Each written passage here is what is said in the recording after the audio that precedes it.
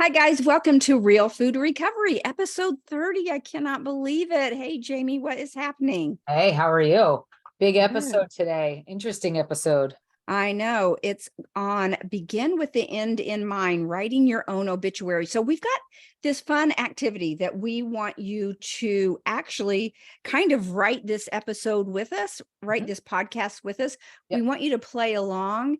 And of course, the hope is that we are thinking about the end, writing our own obituary. What do we want our obituary to say? And you might be wondering why a food addiction recovery podcast would be covering the topic of death or working backwards for death. But basically, it gives us a chance to start examining our life, Mhm. where we are, where we want to be. We want to start thinking about these things. And if you could write your own obituary and work backwards from there, what would you want it to say? So it's basically goal setting and designing your path to get there. So enough said, let's just launch in, and we're just going to go ahead and start with the big stuff, of course. Why not? Um, what do you want to be remembered for? And again, we want, as listeners, we want you to play along and to also think for you. And you can maybe even get out paper and pencil and jot Yeah. down some Great. answers, Yeah. write down these questions My and notes then go app. back and think of them. Yeah. And yeah, so we want you to answer for yourself as we answer for ours. I think it'll be enlightening, and we want you to also take notice of how connected our life answers are to our journey in recovery. So I think that the values that we have really closely align with um, how what our journey looks like. And for me, do I think my values align? I do. For me, I think about myself as being, when I think about what do I want to be remembered for, I think about myself as being very tender, very tender-hearted. I'm fair, I'm generous, I'm God-loving, I'm devoted to family, I'm a hard worker, I'm an avid exerciser, and I desire to help make this world a healthier place. And I do that through high structure, high motivation. So I think so far, question number one, I'm doing okay with aligning to where I want to be with that. What are you thinking, Jamie? Yeah.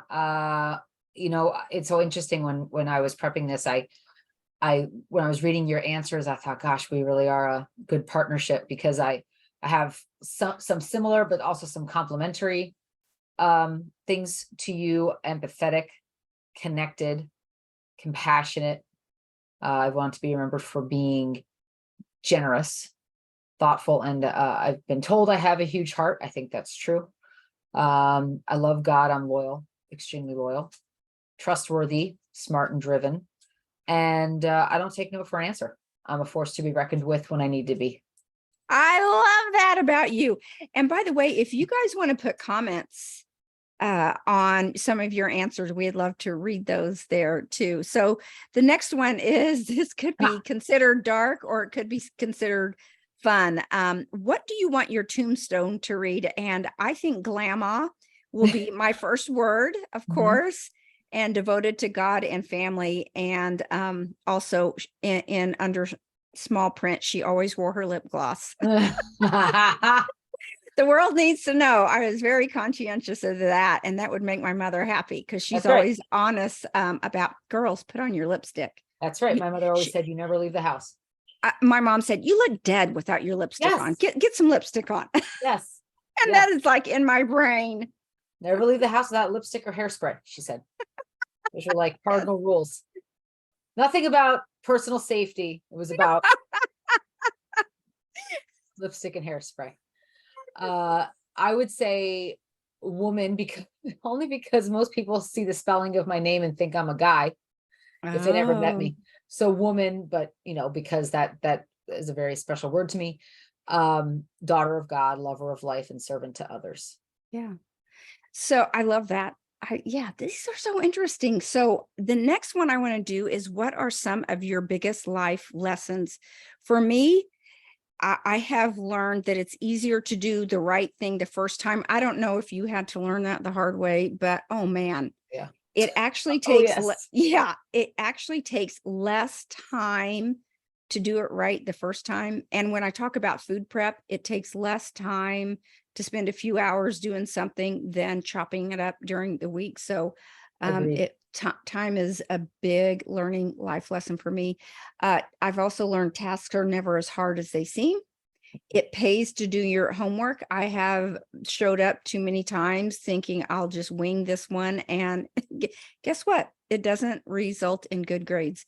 Mhm. Honesty is the best policy. Processed food does not bring happiness. Living a clean life is where joy lives. Honor is doing what's right when no one is looking. I've learned that the hard Yes, way. yes. I would tell everyone go to bed early and always talk it out with God. Mm. What about yours? I love that. I would say discipline does not fence us in. It gives us actually Oh, I freedom love that. to be the best version of ourselves. Mhm. Discipline is not punishment, it's freedom. Mhm. Just because you can doesn't mean you should.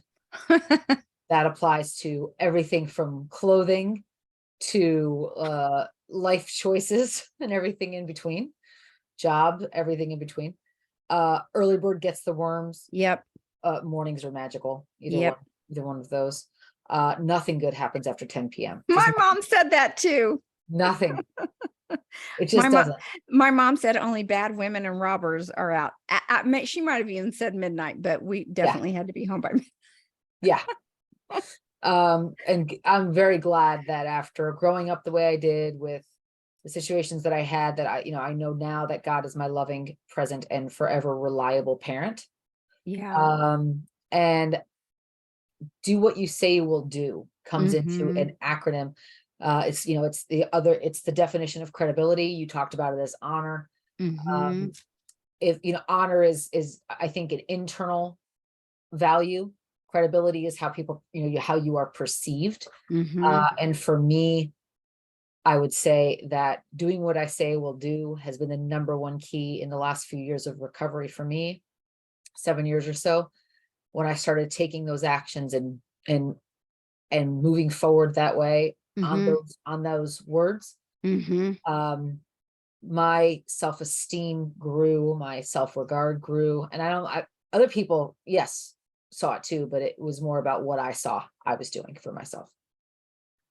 Yeah, beautiful. I love those so much. So then, the next logical question becomes, and this is not, I'm not just saying this to us, I'm saying this to every single person listening, is do you feel like you are living up to your obituary? Or in other words, if you were able to design your own life, would you be doing anything differently than you're doing right now?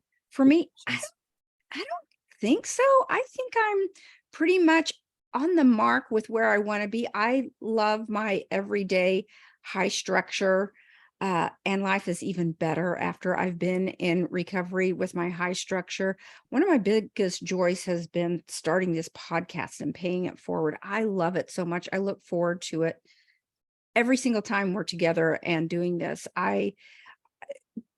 Starting a podcast has opened the doors to looking at paying it forward on a global scale where we can reach the masses that are suffering from this dreadful disease and sell hope. I want Yeah, to be a person who sells hope and in a place where hope is not often found, because when you're in the depths of despair with this, it's hard to fight your way out. You don't even know how to get started. So if I can even help one person out of hell, it will be worth it to me. So nothing is more fulfilling to me on a personal basis than helping other people. So I think I'm doing okay. What about you? yeah.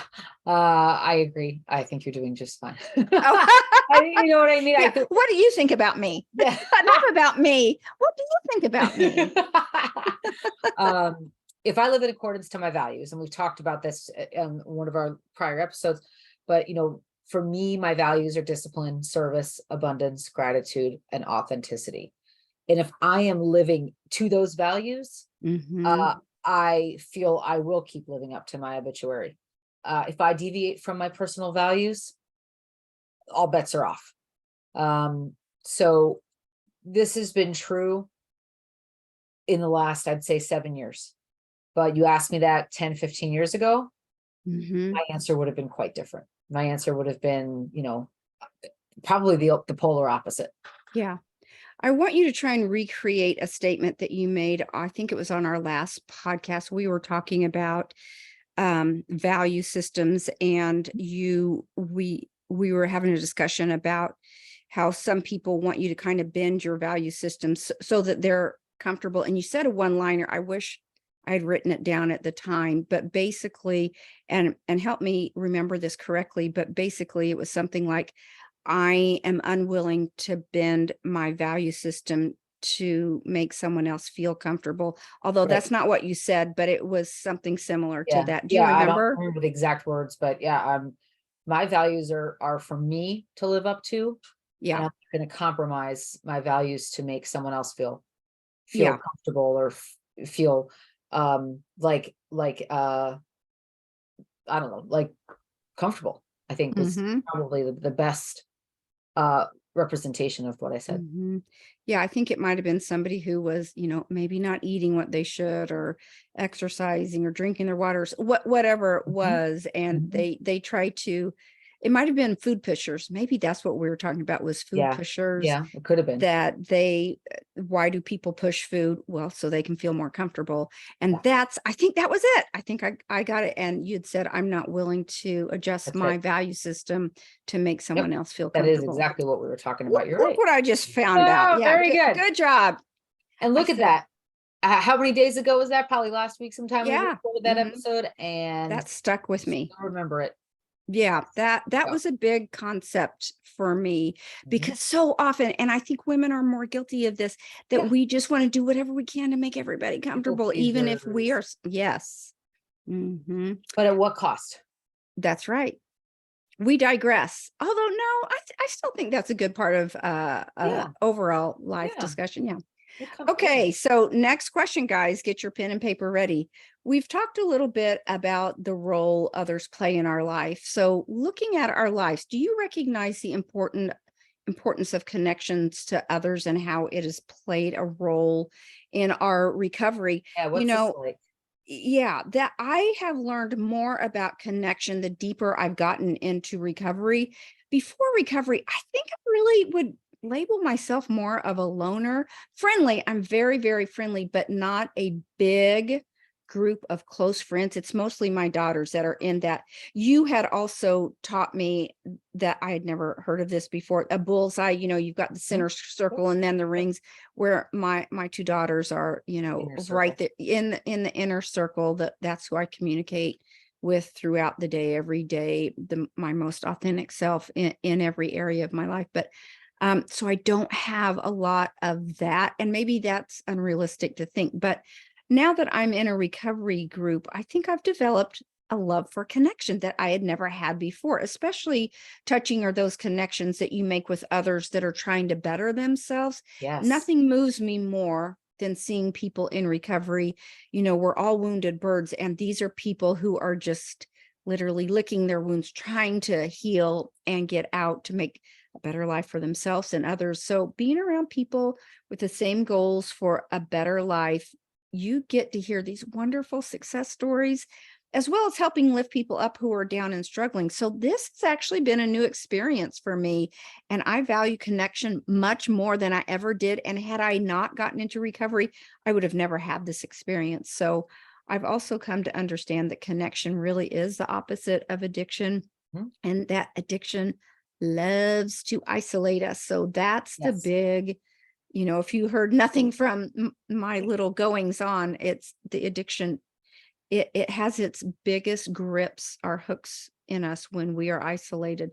So the Correct. more connections I make in life, the more people that are going to be sad whenever I die and read my obituary. And that's what makes me happy, is all those tears over reading my obituary, because of all these connections I've made. How about that?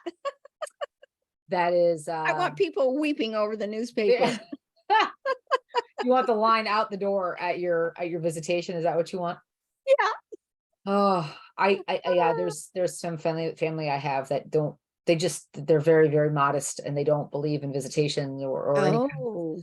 of funeral, anything. They just don't, they're not they're very conservative, sort of Midwest farmer mentality, and they just don't believe in the pomp and circumstance of it. And then I come from a family that is throws themselves on caskets, and there's big parties, and there's so many tears, and there's emotional display. So somewhere in the middle, I'd say somewhere in the middle.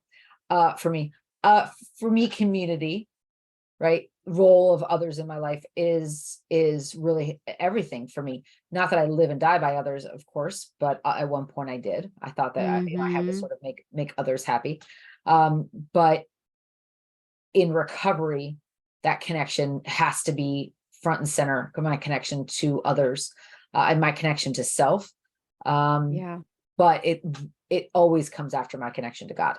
Mhm. So it has to be in order for me to be who He created me to be, Mhm. or is creating me to be. But there was a time, and I've done all these personality assessments, and one of them was, talked about I was a wooer versus a relator. Relators have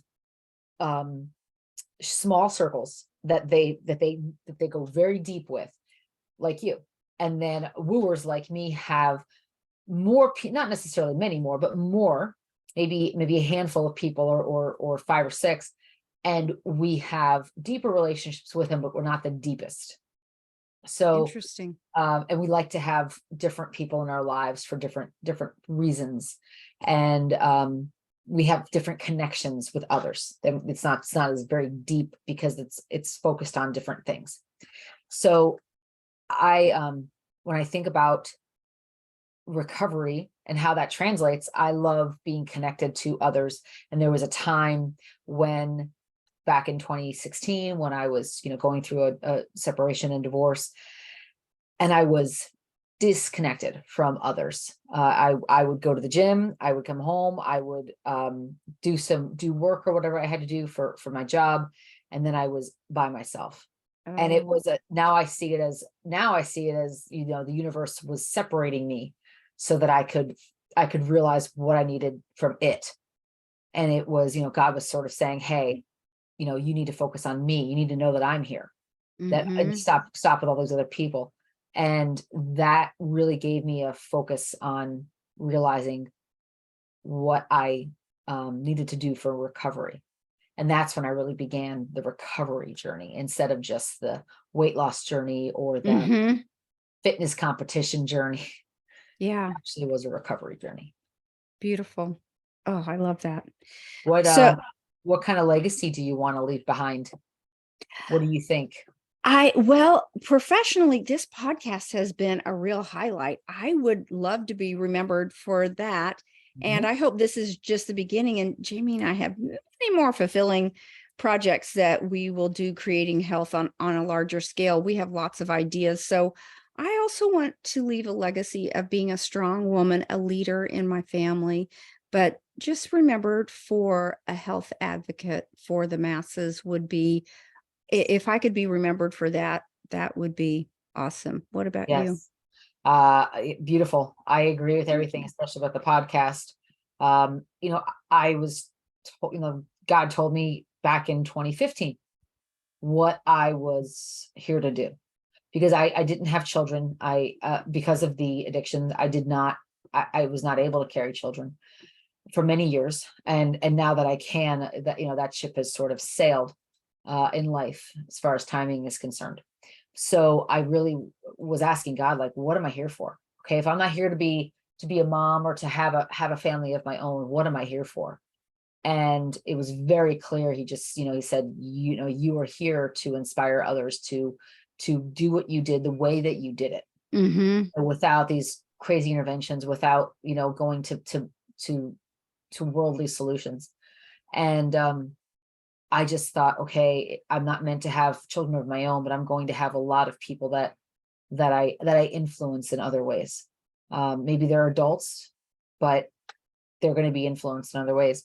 So when I think about the legacy that I want, it's I gave of myself. I Mhm. shared wisdom. I'm vulnerable and approachable, kind, thoughtful, and of course considerate to others. I'm always putting myself in someone else's shoes and thinking about how they would respond or react to whatever I'm faced with.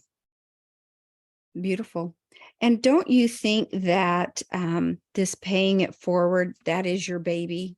I Mhm. mean, in a sense, if we think of children as what we foster and help to grow and cultivate, you do it with your puppies, and then you do it on a larger scale through, that's how you give of yourself. And it's just so fulfilling and rewarding. So It yeah, is. I love that answer. I appreciate that.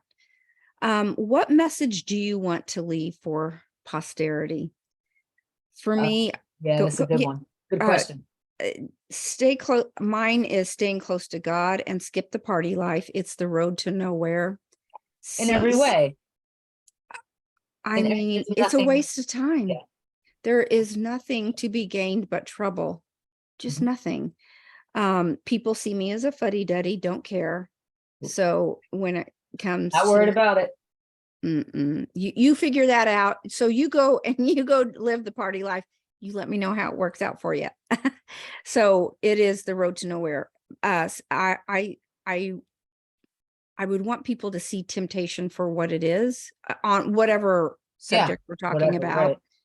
Right. Thinking long term, recognizing consequences are real, and to not live in the immediate gratification center. That I was a late bloomer. I was immature kid, and it just takes a while to get that figured out.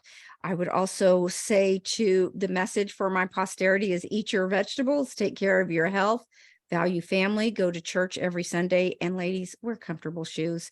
And of Yeah. course, processed food is poison. Comfortable shoes thing. Oh, That took me a it's while. hard. And me too. And I'm not totally there yet. Yeah. I calculate how Depends on many steps I've got to take, exactly. and Oh, then I exactly. decide what shoes I'm going to wear as Or my I bring a outfit. backup pair. I bring a backup flat Yes, pair in my bag that sit in there. No one sees them. priorities. Absolutely.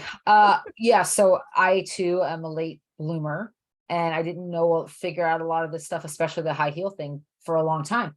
I couldn't wear high heels for a long time. Are you kidding me? It was like squeezing two overstuffed sausages in Mm, these shoes, and they it's hurt. very painful. And you're trying They to hurt. balance your weight on it. Very Yeah. painful. Ladies, nothing hurts worse than when your feet hurt. You can't think about anything else. No. It's like a Oh, toothache. yeah. And I remember I ruined evenings because my feet hurt. Oh, yeah, And I was such a totally. wuss about it. Hmm. Yes, We so digress. yeah, these are important lessons. Um, and immediate gratification leads to immediate meltdowns. It really is Mm, immediate letdowns. Long-term rewards come from long-term efforts, and they are exponentially more meaningful because of the time and the energy and the lessons learned along the way. They just are. When I think about taking care of your health, of course, that is something that I spent so long ignoring, that now I'm finally at the place, the last 15 years where I'm like, oh, I get it. So now I prioritize it over a lot of other things in my life, almost all yeah. of the things in my life. But it gives me the freedom to do everything else because I prioritize it. You know, I love your answer so much. And by the way, I did not know Jamie's answers before just now. So I'm hearing him as you're hearing him. So beautiful. And I And don't read yours when I go in and write my notes. I don't read yours unless I need like clarification on that's something. so good. That's But so yeah, I good. don't. I just go in and I look at the question and I answer. Paige, guys, Paige does an amazing job of preparing many of our podcasts. She puts a lot of time and energy into the content that you guys hear and see. So Paige, Thank you. a big hearty thank you. Thank you. Now I'm going to embarrass you back and tell you how much I love your answer, because I have had over the past, well, this year in August will be my 12th hike up Pikes Peak. And every year I have people going, why are you doing that? And there are some parts of the trail that I'm like, why am I doing this? Over those 13 miles, 8 hours uphill. And you just said something that I finally have been able to articulate my answer. You said that long-term rewards come from long-term efforts, and they are exponentially more meaningful because of time, effort, and lessons learned along the way. Thank you for finally giving me a solid answer as to my why. That Yeah, sums it up perfectly.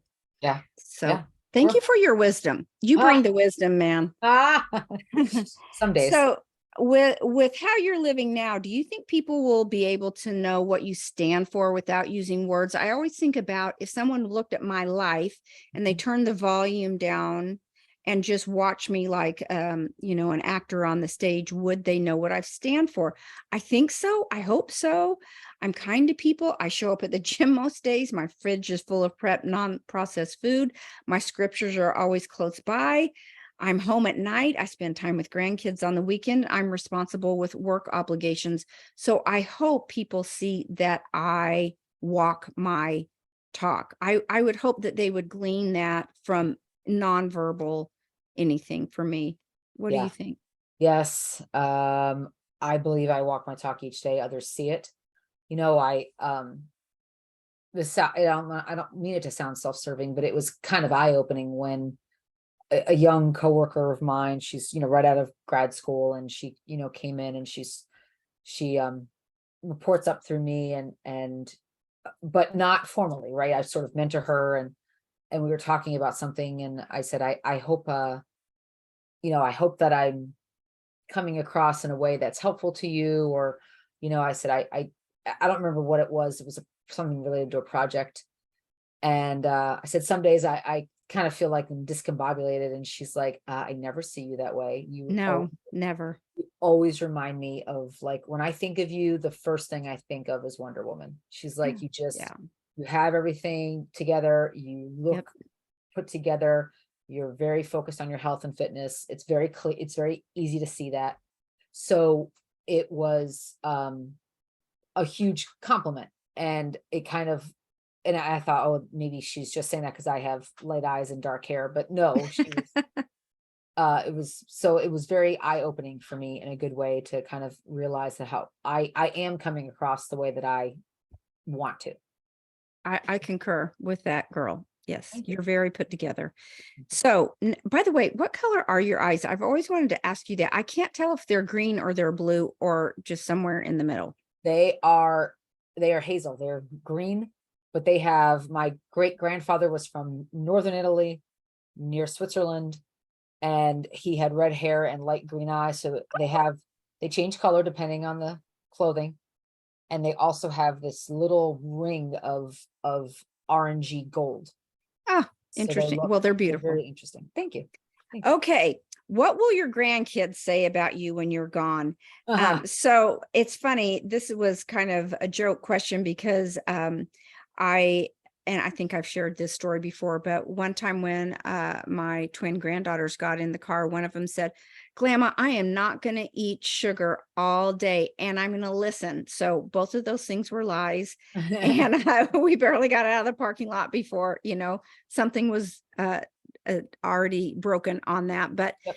they will remember that she doesn't eat sugar and she likes to exercise, because another granddaughter calls me every morning when her mom's taking her to school, and I'm always exercising at that time. So I Ah, want that to be implanted. I always say, where am I? At the gym? What am I doing? Exercising. Why do I do that? So you can live a long time that's and right. be with me. So That's right. I just say that over and over again. And also they're going to remember that we did crafts together, because they love doing craft, getting out the glue. They'll do anything for a bottle of glue, man.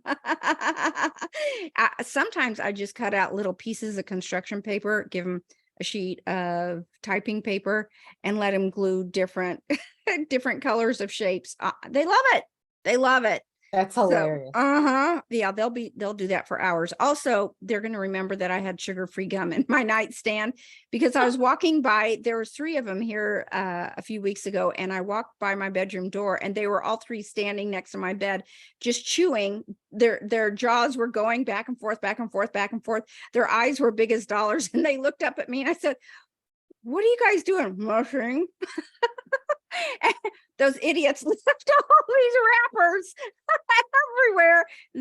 The gum container is empty, but yeah, so they know that sugar-free gum is in my nightstand. And they also, one of them wrote on one of their school papers that Papa gives us candy when Grandma goes upstairs. So That's what they're gonna remember That's when I'm gone. hilarious. I know. I remember about my grandma who was way older than you. I mean, just she was not as young as you, but she had, okay, what I remember about her was her gum. I remember Yeah. of course I did, because it was like the one that they wouldn't, I always wanted food in between meals and they were like, no.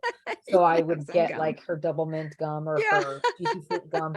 And I remember that the table that she'd keep it in this little Uh-huh. rotating, had like the doors that rotate, but they were A drawers. lazy Susan. Yes, kind of like that, but it was like a little end table that she kept her gum in, and every time I went to grandma's house, candy dishes were empty, but there was always gum. That's so funny. Yes, and she took me on nature walk. God love that woman. She knew I was a little food Oh, addict because that woman took me on nature walks and that's she so took me, awesome. yeah. Anyway, I hope someday I have some grandkids. I pray. Yeah. Yeah. They won't be biological, but they will be. I pray They're that the they will. same. I They're hope the so. same. I Yeah. hope so. My husband and I, have a blended family, and our grandchildren all feel like they're all of ours. So Oh, good, you're going to do just great with that. You're going to be good. a great grandma. Oh my gosh, So I'm so excited about it. And it's fun. I will say too that what will they say about me? That I made them think. That's what I'm hoping they say. Yes. Oh, for sure. That's a great answer. That you definitely will. Mm, They'll be lucky to have you. thank you. So, So are this is, yours. oh, thank you. Um, I have to just say, I'm going to be babysitting next Sunday. Uh-huh. And at the end, right after Christmas, there was an old gingerbread house on sale at Michael's for like $1. They're usually Yeah, 25. And I thought, oh, I'll buy a couple of those. So Sunday, when I babysit, we will probably be making a gingerbread house there you midsummer. go. How about that for fun? There you go. So this is a good one. I love this question. Do you think that you are going to be remembered more for love or fear? Which I laugh at this question because I am like the biggest scaredy cat, even though I have a big heart. I really both, very, very much both, because fear and love both brought me into recovery. Fear of being in this dark place forever, and love of myself and my family to find a way out. So both. Mm. Yeah, that's What beautiful. what motivates you? Moving, I grew up in a spirit of fear in a family, where many members were filled with fear, led with fear. They had a mindset that was all around, about fear and what ifs. And I now know, I see very clearly the difference between the two, fear and love. And I'm working much more actively on leading from a place of love and coming from a place of love, thinking from a place of love. And I know the family members that come from a place of fear, and I'm when they kind of throw up their fear on me, I am able to just say, okay, that's where they are. That's not the truth. That's not the way it has to be. That's not the way I have to look at it. And for me, it's not even love necessarily. Sometimes it's faith, right? Faith is a spectrum from Hmm. fear to love. And I think you can go from maybe fear to grace, to mercy, to faith, to love. Maybe if that's those are the stops along the spectrum. I think that I'm definitely ec- walking more in faith when I just don't have if I don't really even have love about something, right? But I accepted it and I have faith that it's all going to work out the way it's meant to. That is moving away from fear for me, and that's a good feeling. Yeah, beautiful. And that was a great answer. So this next one is a big one. I think this is something that people develop with age, Mhm. wisdom, and lots of life experience. But I'm really curious. I hope that our listeners are doing some self-reflection when it comes to this. But how did you learn to know which relationships to hang on to and which ones to let go of? This, for me, I did not develop this skill till later, much later, late bloomer in this area. In recovery, we learn so much about boundaries and how keeping yourself safe is our number one priority. And just because someone is family, or if you've had a long-term relationship with someone and have lots of traditions built up, that doesn't mean that boundaries don't matter. They do, even in families or long-term relationships. It was really till my late 50s before I understood the value of boundaries around butt heads. That should be cross-stitched on a pillows. Boundaries around butt heads. It Yep. also helped when I learned more how to trust myself, trusting that intuition. Intuition is the voice of the heart. And if you are really quiet and listen, you can hear it very clearly. It's a developed skill. And I Absolutely. really think it comes with age, wisdom, maturity. What about you? And The hard answers. This is not easy question. clarity and processed food being free of the processed foods. Yes. That absolutely helped me with my ability to think clearer, to hear my intuition, to Right. connect to it. Yeah. Um, so the very good question, how to learn which relationships to hang on to. I would say that knowing that bullseye, right, we talked about, right, the inner circle, Yes. concentric circles around it, Mm-hmm. that helped me remember, okay, who's in that inner circle and who's not. Also realizing that just because I had a relationship with someone that was very meaningful or fruitful in the past doesn't mean that it's always going to be that way. Mm-hmm. It doesn't, and really, if you ain't growing, you're dying. So if I'm Mm-hmm. growing and changing, and people uh are coming in and out of my life, or just I'm outgrowing people, it's it's probably, it's part of life. We outgrow people sometimes, and people outgrow us Mm-hmm. sometimes. And to try to hang on to the people that I've outgrown or who have outgrown me is me trying to play God. And that's what got me into recovery, right? Is trying to play God. So that doesn't work. And also, if I have to, I've learned this, if I have to chase someone, if I have Mm-hmm. to put all the effort in, and we've talked about this before, you and I, about friendships we've had that Yep. we, were unbalanced. Mm-hmm. Can't If do I it. have to put in more effort than the other person, it's not, it's there where they see me in their bullseye is different than where I see them in my. Agree. When you talked about that bullseye, it really opened up a whole new world for me because I used to think in black and white, you're either in or you're out. Now I see I can just rearrange circles. I don't have Yes, to just cut people off. that's right. I have options. I have That's right. options to move people around the board. Yeah. So a huge aha moment. Again, you're so filled with wisdom. Mm. How do you make the world a better place? For me, I think just being an example of what a consistent, reliable, dependable, honorable person looks like. I think I'm good at spreading joy, and I am never one to be mean-spirited. I'm not looking to be mean. That's how I think I do my part. What about you? I leave people, places, and things better than I found them. And Yes. I do it for fun and for free, right? I don't do it with an expectation Right. of getting Yes. something in return. That's been a Mhm. huge life lesson. I used to do things Mhm. with expectations I didn't even know I had, and sometimes I Mhm. knew I had them, and I knew I was trying to manipulate an outcome. But an example, this weekend on Saturday afternoon, got back from the beach, and I was, just enjoying, just not knowing what I was going to do next, right? In the afternoon, Mhm. and I was going to work on the podcast and going to work on some other things, and I'm like, it's a beautiful day. It's going to rain all day tomorrow. I'm going to go outside, and we have this.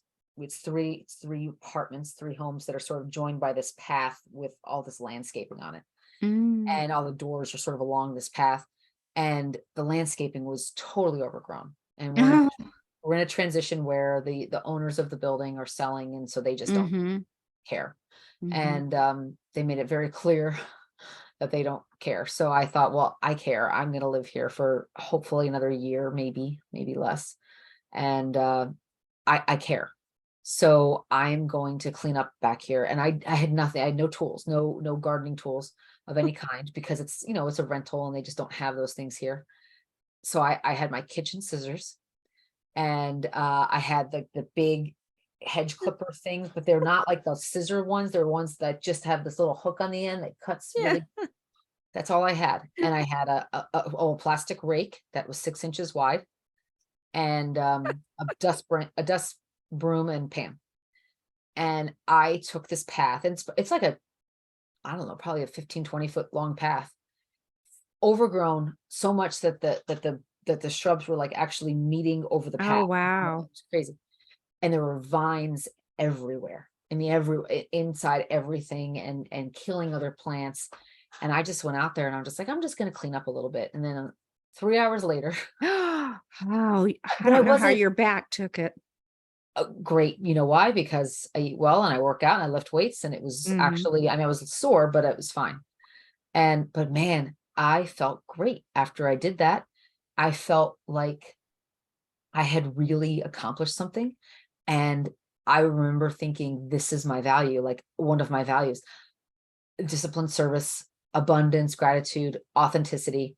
All of them were at play. And when I pull all of those together, it means that I have left this place, this little rental unit that I'm probably going to be forced Yes. out of because they're going to be, rebuilding it or whatever they're going to be doing. I still left it better than I found it, much better than I found it.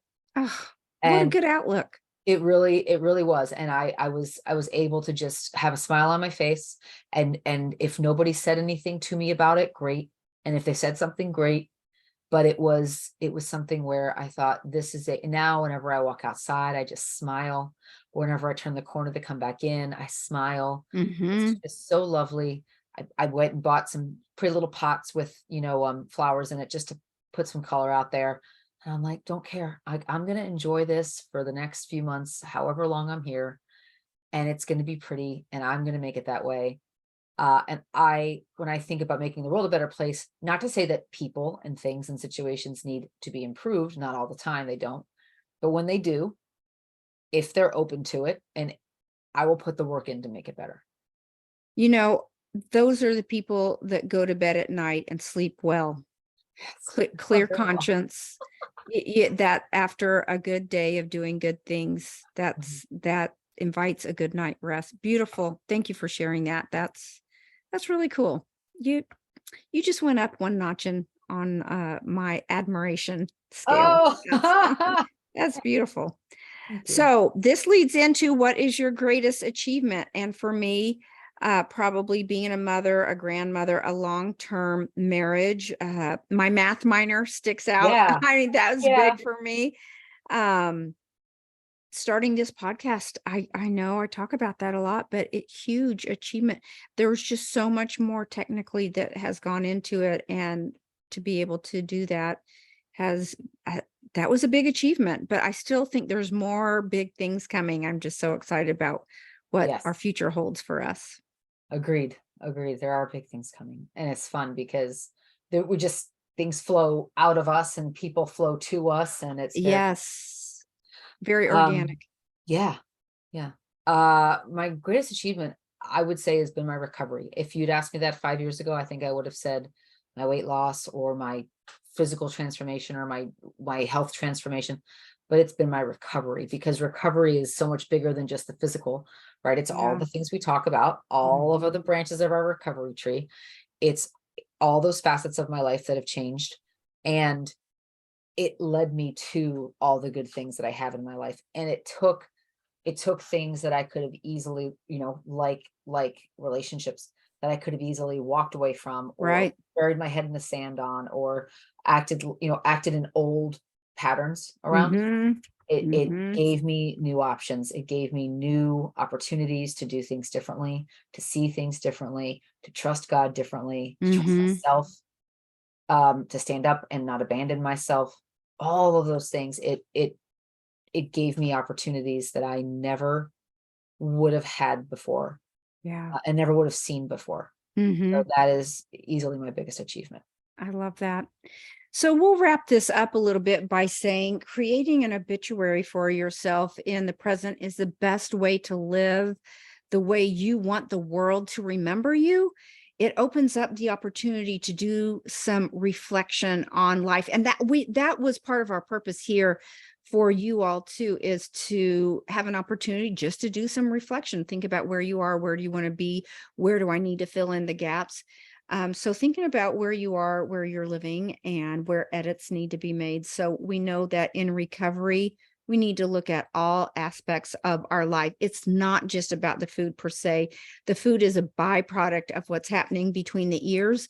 We want to be remembered as being noble in our values, living up to challenges, and being devoted to honorable endeavors. Yes, agreed. And when all that starts with a deep reflection of where we are and where we want to be. Essentially, it's writing our own obituary and working backwards from there. And this idea, this whole begin with the end in mind, that is squarely Stephen Covey. That is Mm-hmm. one of his big quotes.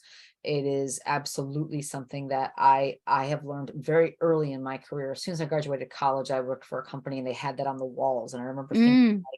what do I do with this? It's so interesting. And I would meditate on that phrase.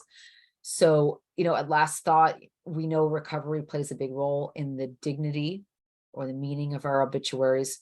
So all these reflection questions could look different, and take it from me, they would have looked very different in the Mm-hmm. throes of my addiction. Mm-hmm. But this is a really good exercise. If you want another one, compare your answers, how they would differ if you were in recovery versus where you are now, or if you've grown right in your awareness of addiction and you're coming out of it, and starting to see some things you can do differently, maybe with our help. That's an area for you to sort of say, hey, okay, I've got some growth here, or I've got some opportunities for growth. Mm-hmm. We hope the podcast really, guys, this is not a holier than thou thing. We really just No. want it to invite reflection and introspection and make a positive influence on your Yeah, journey. that's where we are. Mhm. Yeah, this has been good, fun. Yeah. We've got a couple listener questions. Jamie, you want to take the first Yeah. one or the second one? You go I'll first. take the Okay. first one. Let's see. Oh, actually, I'm going to take the second one, Paige. Okay. Sorry, go All ahead. right. Okay. I want to be remembered for good things, but I feel like I'm so behind and my life is a mess. I don't even know if anyone will miss me when I'm gone. I'm really struggling to get my act together. First of all, I want to say I understand. Mhm. I'm sorry. I'm sorry you feel that way. We wish we had fairy dust to sprinkle on everyone's pain. You are definitely not alone in feeling that way. I think most people feel that way even when they're showing up and trying. But so that aside, so looking at changing everything in your life can seem overwhelming if you want to do everything at once. So in cases like these, perhaps it's best and it would feel less daunting if you focus on one small thing Yep. and you can work on you can work on changing and build from there. So I never have people Yes. that I'm working with, okay, let's change every single thing you're doing. Just one small thing. Yeah. One Quick small win, thing, small win. yeah, that won't cause stress. I think you'll be surprised at just starting and making an effort at change can just the effort of making a change can bring positive results. Pride begets pride, confidence begets confidence. So just try to do the next right thing. Let us know how it goes. We want to hear back from you. Anybody that has made changes because of something we've said, please let us know. It helps us know that we're on the right direction. We're on the That's right right. path too, because we have these same feelings and insecurities at times too. So Yep. you are definitely not alone. Nope. That's Okay, very Jamie. true. Last one. Last question. It makes me sad to think about my obituary. I really don't have any family. I'm not married and I don't have kids. So I've been in this situation. This is why I actually right turned and wanted to take this one. I've been in this situation where, after losing my mom and going through a divorce, I felt just like Yeah. I I had no family. I felt like I had no family. I Mm-hmm. was At the time I was 1,600 miles away from my Oh, biological wow. family. Um, and they were not all of them were safe people to be around emotionally. And then there were others that, and other biological family that flat out rejected me at the time because I hadn't been around, and they were like, not going to help, sorry. And it was a very dark time. And I thought about my obituary. I was going through my values exercise, Oh, kind of rebuilding myself. And I thought about other dark things, unfortunately, too. And it's probably what led me to think about my obituary. Um, and so it really, that I had a choice to make, right? It was a choice point. right. I was at my bottom. I was at my Mm-hmm. bottom. I hadn't begun formal recovery yet, but I was about to be. I just didn't know it. And what happened was, God was separating me. He was separating me from all of these things that I had looked to for my value. And he was showing me how to really be at the place where I needed to start looking to him for everything. And I had no idea who I was, what I wanted to do, where I wanted to go. I knew the things that I thought mattered didn't matter anymore. And the things that I realized mattered weren't around anymore. Mhm. And so I had a point that I had to kind of pull myself up by the bootstraps and say, okay, my life's not gonna end this way. So Nice. I started to remake my life, not only the outward expression of me, but the inside, the emotional, spiritual, intellectual parts of me. I really started to pay attention to, and the inner family relationship began, and all of those things started falling into place alongside my relationship with God. And I realized that the universe and God, who I call God, writes my story. It's my responsibility to stay close so I can hear it and live it out. And my story, it was very clear my story was not done yet. And so I got an opportunity to create my own life in a second chapter, but it was from a place of separation. Now, I don't mean from a marriage, I mean separation from all the things and people and routines and dysfunction that I'd known. And it was a chance for me to start again. And I knew I just had to keep going towards that place. I didn't know why, I didn't know what it was going to lead to, but it led to recovery. It led to the relationships I have today. It led to the relationship with myself. It led to this job that I have in the state that that I'm in, with a company that I love. Yeah. It led me to very quickly to the ARC. It led, to our recovery community. It led me Mhm. to Paige. It led me to being able to serve and to help others with my story. So really, if you're feeling like you're in that place of rock bottomness, um, it is really just a starting again point. It is not Yeah. the end point. Beautiful. Well said. Thank Great you. note to end on. And thank you for being so vulnerable and sharing those Sure. tender parts. I think that's what makes our podcast so great, so authentic. So, guys, we hope that you have enjoyed this. We hope that it will invite a little bit of change if change is necessary in your life. And again, we love your comments and feedback. So, we hope to hear from you soon. Thanks, guys. See you later. Thanks. I'll see you on the next episode of Real Food Recovery. Take care. Bye bye.